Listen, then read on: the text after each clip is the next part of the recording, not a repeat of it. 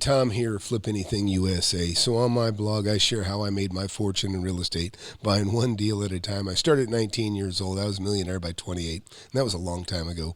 Made tens of millions of dollars buying land, houses, commercial buildings, office building. I still keep about 150,000 square feet of rentals. I also keep about 20,000 square feet in properties that I regularly rotate and flip. Primarily houses, got quite a few remodels going on right now. But today we're going to talk about Spencer Cornelia. I know he's got an interest in real estate, and I know he's got a channel. He's got a channel called Spencer Cornelia, or Charlatans and Authentics. He calls out fake gurus, or at least he has some. I did a video once on a video of his. I reviewed a video that he did. I think it was on Chris Crone, who I think is pretty much fake. We're going to look at Spencer. This video he did is how I lost $120,000 or $120K in real estate in 2020. And that's a shame because this is like one of the hottest, best real estate markets you could be in. I mean, you can make money in good times and bad times. I started in bad times. But it'll be interesting. We'll watch him and see what mistakes he made, and I'll comment along the way. And so we'll start it up.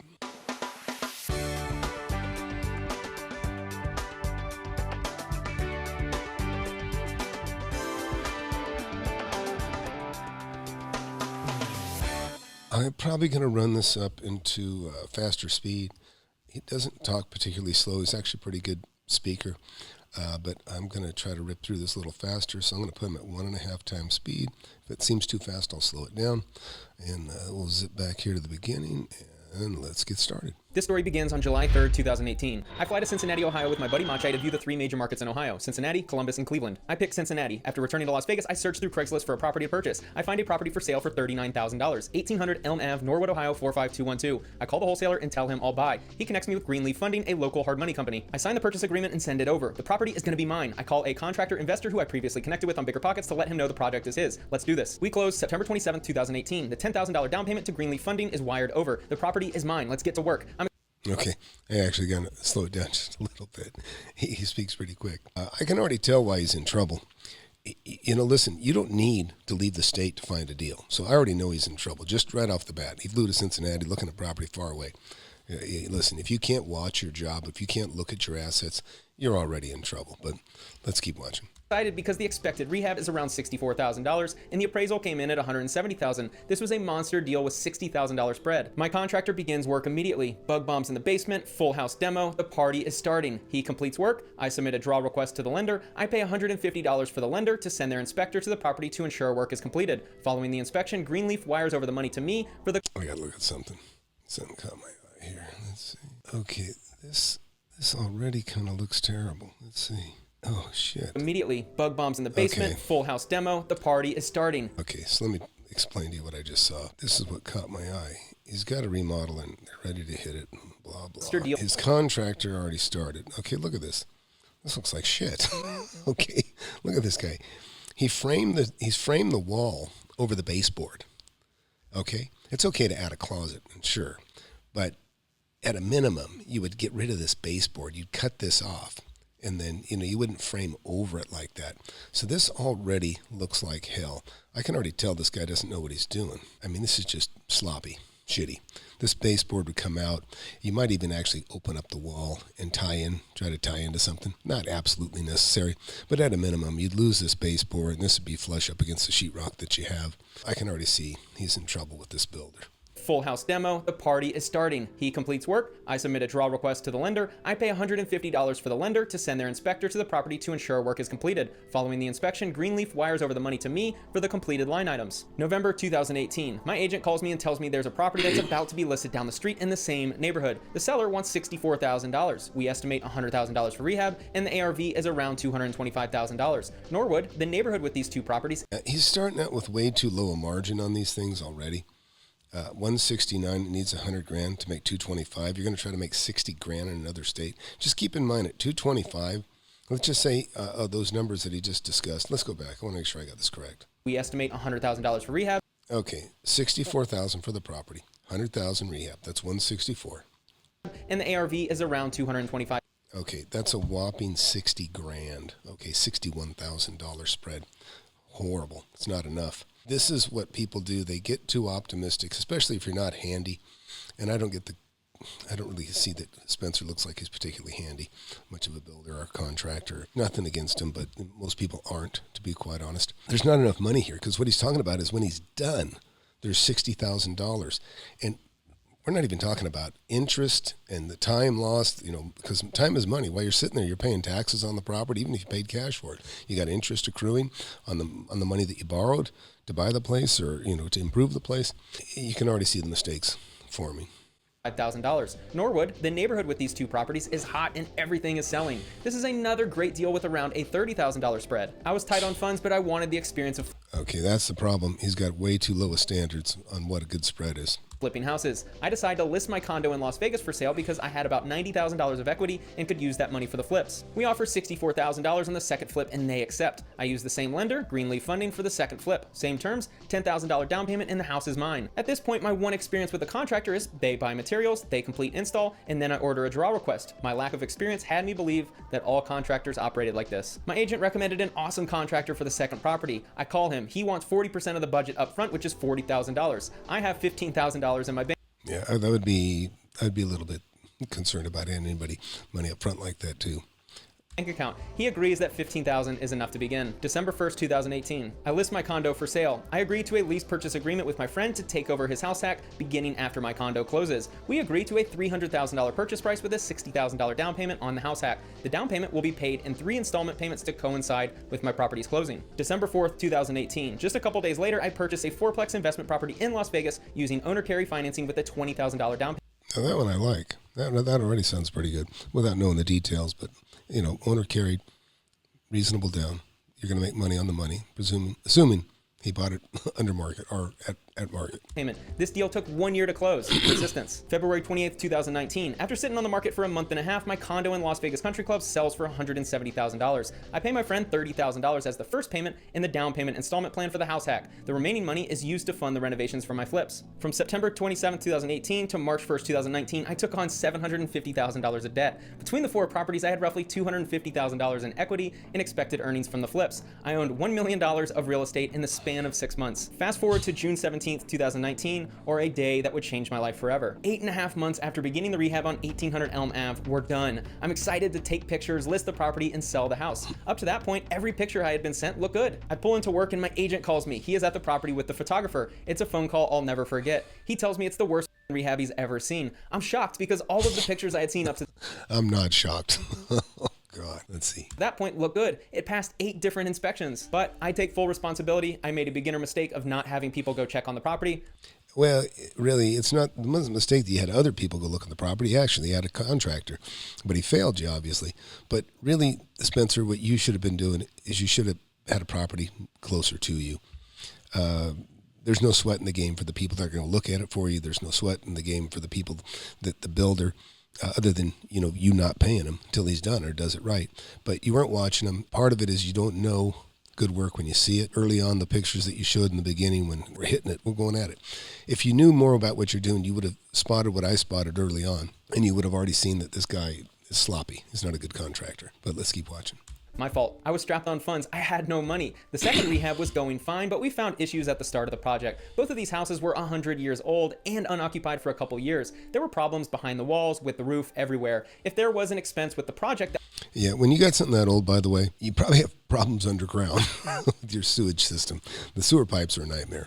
The older that cast iron stuff, the stuff rots. It degrades and goes to pieces. Let's keep hearing these numbers. That was not a line item with the lender, then you didn't receive compensation for it. I put a lot of money into the second house that was not on the line item sheet. I got caught in a moment where I had a lot of my cash in these 2 properties, but one was in the middle of the rehab and the other was not even ready to be listed. I was all in at around $110,000 on the first flip and the ARV was $170,000. All I needed was it to sell and I'd have all the cash I needed. I'm in Las Vegas working a desk job, and 2,000 miles away, I have a major problem. I'm out of cash, I can't trust the contractor to fix all the defects that he created, and I need this first property sold. I'm very privileged and fortunate to have had the ability to call my parents and receive some emergency funding. The first house needed someone to redo a lot of work in order for it to sell. I tell my second contractor to forget about the second flip and do whatever is needed to get the first flip ready to sell. He pulled his guys off the second flip and immediately went to the first flip to help me out, but unfortunately, this delayed the second flip. I estimated I needed about $20,000 to finish the first flip. That was on... This is where you got to know time is money. And like I said, he's got two properties now. One's going to sit still because obviously he's only got maybe one good crew. The second crew might be the good crew. They're bailing him out how they can. But still costs money, still costs time. On top of the $65,000 initial rehab costs. I also list my fourplex for sale because I need the cash. After 7 days, I receive a cash offer for $310,000 with $5K cash back to the buyer at close. I use the proceeds to pay my friend $25,000 for the second payment of the house hack down payment. He didn't say how much money he made on that fourplex. I would have liked to know that. Spencer, if you comment on this video, let us know what you made on that fourplex. And any remaining funds will be put towards the flips. It ended up taking about 3 months to finish the first flip's emergency rehab. The second contractor was a lifesaver and made the house look pretty nice. The address was 1800 Elm Ave, and his crew called it the Nightmare on Elm Street. We list the property for $160,000. We get more showings than an HGTV house, but no offers. A couple days later, I sell my car for $2,500 for cash just to get by. My job was located 2 hours away from my house by And I've been in that position, by the way. I remember selling a car because I needed the cash pay payroll. bus. I rode the bus 4 hours every single day. At night, I would ride the bus to the gym, work out, and walk home. Those were some really long days. Back to the first house. One of the complaints from showings was the next door neighbor had a lot of trash and multiple inoperable cars parked in their yard. After a couple of weeks, I decided to take some action. I look up the tax assessor website and find the name of the neighbor. I find the neighbor on Facebook and message the lady. I ask her to clean up her yard and sell her cars. I semi-assisted her in selling one and cleaning up her yard. That's a good move, and to be honest, I've done the same thing. So good on you, Spencer. Your mistake was buying something so far away that you couldn't watch, and you weren't watching it so much. I can already see that. You're taking some good actions here. Make a long story short, the house eventually receives an offer for $130,000 after we drop the price multiple times over 4 months. The buyer wants $5,000 at closing. We accept. Okay, so now he obviously got some bad information. He's 110 into this thing, and he's helping neighbors move their crap to get rid of it. But he said originally, let's go back here just a little bit. List price 160, so he expected to sell this thing for 160. He thought the value was going to be 160 or 170 or something when he bought the thing. Now he's 110,000 into it, $50,000. So consider this. He's going to pay a 6% commission on average, about 6%, say. And then sometimes they want you to pay a point or something like that, but just say 6%. So he's already got, roughly $9,600. Just say 10 grand's going to come off the top. So even if he sold it for 160, he's really going to net 150, and then he's got 110. So there's only 40,000. But you saw what he said back here. So obviously he got some bad information. You can't trust people that are making a profit on you. You can't trust agents or anybody else that tells you something's worth or what it's going to be worth when it's fixed up. And again, you got to account for the neighbors like you are now. He's being brutally honest, and I appreciate that. Clean up her yard and sell her cars. I semi-assisted her in selling one and cleaning up her yard. To make a long story short, the house eventually receives an offer for $130,000 after we drop the price multiple times over 4 months. The buyer wants $5,000. Okay, so let's go back to where he sold this thing for the 130.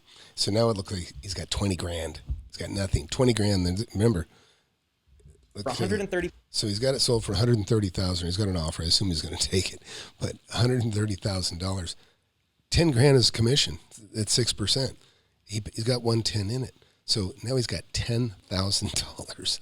$1,000 after we drop the price multiple times over 4 months. The buyer wants $5,000 at closing. We accept, basically selling it for $125,000, much less than the $160,000 we thought it would sell for. It sold for less for various reasons, one of which is the house was still not in great shape. To complicate closing, the appraiser seems to think that there's termite damage in the basement and it could be a structural problem. I have to order a structural engineer to inspect the property for potential structural problems. Wonderful. Let's delay closing another 2 weeks and another $1,500 out of my pocket. And see, you know what? That's something you got to account for. Lenders are going to put requirements on you. I got a building I'm buying right now, the second building this has happened to.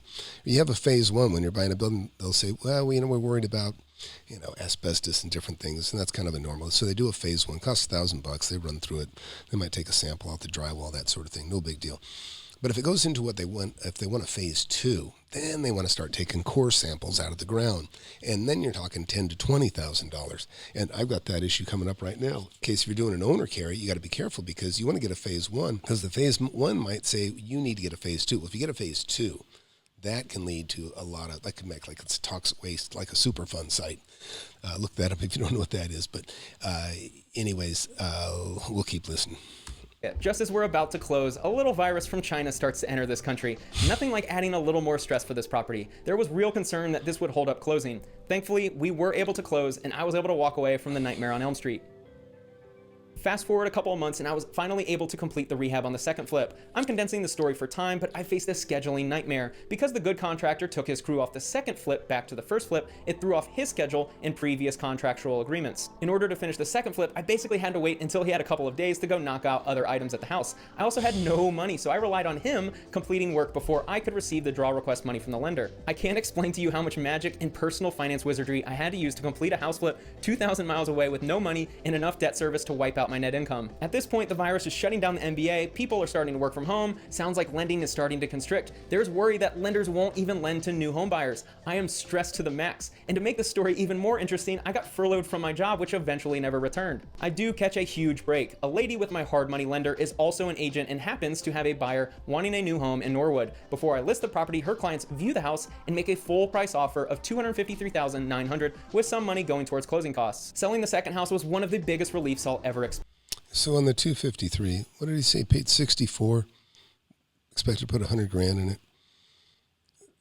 So just round it off to 170. So it sounds like maybe there's 80 grand there. I don't know. Spencer, let us know. What kind of spread did you make on that? Before the house sold, I had to knock off a few remaining items that cost about $5,000. When the house sold, I was able to pay off my 4 credit cards that had been maxed for a full year. It took me another month to pay my contractor in full. Huge relief, but the story doesn't end there. With the flips closed, I decide to renovate my house hack. I'll leave that for another video. In the middle of renovations, we find an unexpected sewage problem. I have the plumbing company inspect the plumbing and sewage, and I have a $31,000 sewage problem underneath my house. I had a jackhammer in my house for 3 weeks, tearing up my kitchen and 2 downstairs bathrooms. They also had to go 6 feet deep in my front yard underneath concrete that I had just poured 2 weeks earlier. I replaced the entire sewage system from my kitchen sink to the main street. I upgraded my water line into the house from the main street, and I had an opportunity to fully renovate multiple bathrooms after they were destroyed. With the 2 flips selling in 2020 and the sewage renovations that are a loss on the balance sheet because they don't add value to the appraisal, I lost somewhere around $120,000 in real estate in 2020. I don't know what else to do besides laugh and hope that this learning experience will make me a lot of money moving forward. Sometimes things just don't go your way in life. I basically made one wrong decision and hired the wrong guy, and it cost me multiple properties and $120,000. If this hadn't have happened, I'd be doing really well financially right now. Anytime you start something new, you don't know what you're doing and you'll make mistakes. People starting in real estate make mistakes. So I'm going to back up. Anyways, Spencer, great job on this video. You're really brutally honest and you're sharing a lot, but you do have a lot to learn still, and you're doing well. But it's a hard lesson. Sorry you had to learn that. You're getting in trouble by going so far away. You got to be able to keep your eye on your assets.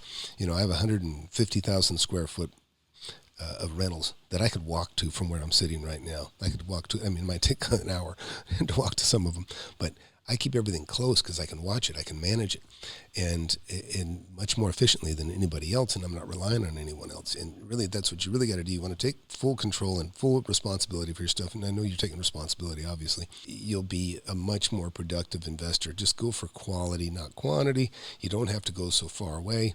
I think there was a book called Diamonds in Your Own Backyard or something like that. Or bottom line is the money's right near you. The opportunities around you. You just got to find the ones that are right near you. Let's keep watching.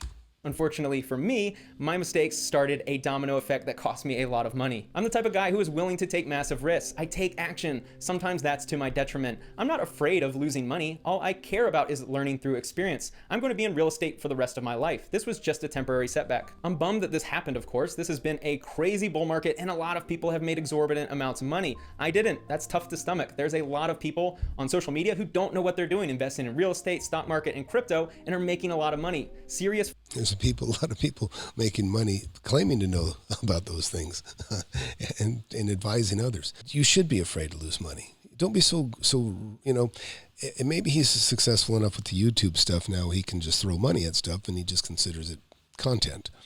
But that is no way to approach investing. You want to make money. You never really should feel like you're taking a risk, Spencer. If you're buying it right, you're not taking a risk. And just knowledge. You just got to build your knowledge base. But when you're buying something, do the math. There wasn't enough margin in those deals. The first one and the second one that were out of state. There wasn't enough margin there anyways. You wouldn't have done well no matter what. The other thing is, plus look at it, sold for 130. You thought it was going to sell for 160. It just wasn't a good deal anyways.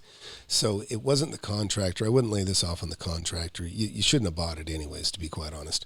It just wasn't a good investment. What I want to tell you is there's no bad real estate. There's just bad deals. You made a bad deal. Buy it right. And if you don't have my book, Spencer, get my book. In fact, maybe I'll mentor you. Maybe I'll give you a discount on the mentorship. If you want to give you I'll mentor you.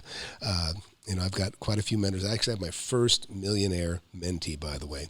In 1 year, I've got a guy that has already got $1.6 million in real estate. He's got $800,000 in equity, and he's already pulled out a couple $100,000 cash on top of it all. So he's made over $1 million by his own accounting, and he shares that, and we'll have him on there. Ron Douglas is his name. And I've got other people in my mentorship too now that have just really been killing it. Some that have made several $100,000. I know I'm going to have a second millionaire here real soon, and maybe two more, maybe 3 millionaires. And that's just inside like a year, 18 months. It's pretty good. I hold true to these certain things. I only buy under market. And I'm very realistic with the numbers. And like Warren Buffett, I invest in real estate like Warren Buffett invests in stock. He only buys winners. And even though the temptation, people are yelling at you to swing, to go for this one, these things that are being pitched at you. And you get tired of waiting, and sometimes you say, you know what, I'll take one. Well, I don't do that. I only swing at winners. So when I take a risk, it's not a risk. When I buy something, my biggest concern is that it's not going to close because I know I'm going to make money. So it never feels like a risk. It's not risky if you know what you're doing. It shouldn't feel like a risk. If you start feeling like you're risking, you're either lacking information or, you're just lacking information. Because if it feels like a risk, it's because there's something you don't know. You feel uneasy. So pay attention to that. Anybody watching, it shouldn't feel like a risk. FOMO has definitely kicked in at times, but I'm really proud of myself. I did not miss a single payment on any of my debt. I did not have a single late payment on any of my credit cards. I can honestly say that my stress levels were 10 out of 10 for probably 11 straight months while I tried to exit the flips. There were days where all I ate was rice for lunch. It's all I could afford. I had to walk home from the gym in shoes with holes in them because I couldn't afford new shoes. It was a lot of fun when it was cold and wet. Every night I struggled to fall asleep because my mind was racing trying to solve the financial problems I faced. I rode the bus 4 hours every day to my job and had to pretend like nothing was going wrong in my personal life while working. I showed up to work every day and was able to mask the troubles that I was facing in my personal life. I solved all of these problems while working a 9 to 5 and no one knew. This will be an easy video for people to criticize. I'm sure a lot of people will tell me how dumb I am for flipping houses 2,000 miles away without knowing what I'm doing. It's cool, I can take it. This story may look like failure, but it's actually the exact opposite. Through these tough times, I grew a YouTube channel from 300 subscribers to 100,000 in a single year. I have a house hack that will generate around $40,000 of income for me every single year. I'm networking with some of the most successful and awesome people on social media. I'm now making around $8,000 per month net. I'm a success story, not a failure. I can't be anything other than grateful. I'm making $100,000 per year. I have no debt, no health issues, an amazing group of friends, a large social media following, and a pretty bright future ahead. I'm very thankful for the support, as it was a major factor for me climbing my way out of the most difficult 18 months of my life. This experience was like a Mike Tyson punch to the gut. It didn't knock me out though. It just made me tougher and more resilient. Thanks for watching. Cool. Well, that was a great video, Spencer. That really was. It was brutally honest, and it's really a great share for everyone. Obviously, you know your mistakes. Main thing is buying so far away. That is the biggest mistake you made. You just can't control it. It's too far away. It costs too much money to be on top of it. I don't even like driving an hour to anything. I like everything being within 15 minutes at the most. So, and I own a lot of property, and I've been doing this a long time. But you are learning. You're learning, and that's awesome. And, great video. And so, hey, those of you watching, please subscribe. If you like what you saw, please subscribe. I tend to look at anybody that's doing real estate. If I see somebody that I think smells like a fake guru, I'll call them out. I look at them closely. But likewise, if somebody's doing something well, I praise them for it too. And this wasn't a particularly good investment, but it was very honest and it was a great lesson. Thanks for sharing, Spencer. Good job.